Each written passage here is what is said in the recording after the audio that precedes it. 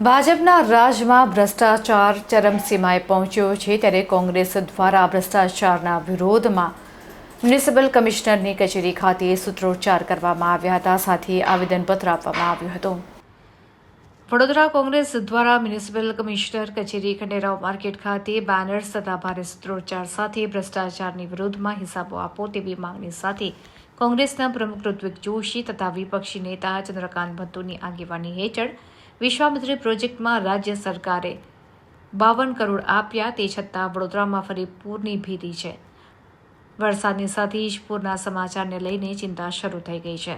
આ પ્રશ્ન ઊભો થાય છે, શું ખરેખર નદીની યોગ્ય સફાઈ થઈ હતી? વિશ્વામિત્રી નદીને ઊંડી અને પહોળી કરવાની કામગીરી પર પ્રશ્નો ઊભા થઈ રહ્યા છે। 1200 કરોડ પાણીમાં ગયા છે। પ્રજાના વેરાના રૂપિયાનો વેડફાટ થતો જોવા મળી રહ્યો છે। તો આટલા કરોડો રૂપિયાનું શું થયું? સત્તાધીશો આજે જવાબ આપતા કેમ ટાળી રહ્યા છે? ત્યારે કમિશનરના ગેટ પાસે બેસી ગયા હતા અને મગર અને નોટ લઈને આવ્યા હતા। ત્યારબાદ વિરોધ કરવામાં આવ્યો હતો। કમિશનરને રજૂઆત કરવામાં આવી છે કે 1200 કરોડનો હિસાબ આપો, અને આ રીતે બેનર લઈને કમિશનરની સામે ઊભા રહીને ભારે રજૂઆત કરી હતી।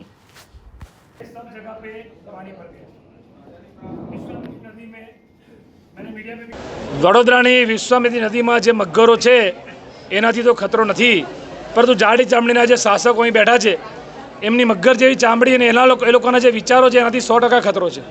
ગયા વર્ષે વડોદરાને પાણીમાં ડૂબાડીને જો ધરાય નથી આ બીજેપીના નેતાઓ, આ વખતે એટલો વરસાદ ના પડ્યો કે કુદરતે બચાવી લીધા, બાકી વિશ્વામિત્રીનું સ્તર જે ઉપર આવી ગયું હતું, જેના લીધે કોટેશ્વર ગામ હોય, કલાલી હોય, બાજવા, ઉંડેરા, કરોડિયા, જાંબવા બધું પાણીમાં।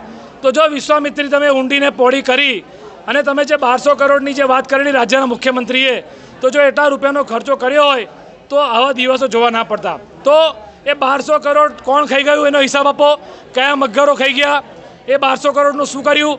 જે આ વિશ્વામિત્રી પ્રોજેક્ટમાં જે અધિકારી છે એ અધિકારીના બેંક એકાઉન્ટ તપાસો। એ જે પણ વડોદરા શહેરના મેયર છે, ચેરમેન છે, આ બધા નેતાઓના બેંક એકાઉન્ટ તપાસો, એમની પ્રોપર્ટી ચેક કરો કે આ લોકો રાતોરાત માલામાલ કેથી થઈ જાય છે। વડોદરાની પ્રજા બિચારી ટેક્સ ભરીને મરી જાય અને આ લોકોએ ભ્રષ્ટાચારની ચરમસીમા વટાવી છે।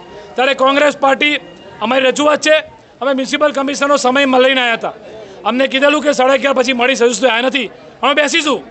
અમે તો ભાજપની સામે આંદોલન કરી રહ્યા છે, પરંતુ વડોદરાના મ્યુનિસિપલ કમિશનર અમને મજબૂર ના કરો કે અમારે તમારી સામે આંદોલન કરવું પડે, કારણ કે જો તમે આવી રીતે કોંગ્રેસ પાર્ટીને સમય આપીને નહીં મળો તો એવું સાબિત થશે કે તમે ભાજપના પપેટ છો।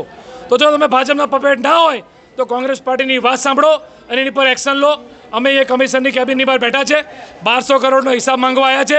આના પહેલાં જે 5 કરોડ રૂપિયા, હજારો કરોડના રૂપિયે આ લોકોએ વિશ્વામિત્રીના કિનારે જે બુદ્ધિનું પ્રદર્શન કર્યું, ટ્રી પ્લાન્ટેશન, બધા છોડ ધોવાઈ ગયા। એ કરોડો રૂપિયા કોના બાપની દિવાળી? એ રૂપિયા પ્રજાના હતા, એ તો બધા છોડ ધોવાઈ ગયા।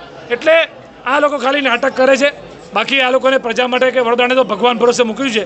કોંગ્રેસ પાર્ટી આ મુદ્દા પર લડી રહી છે।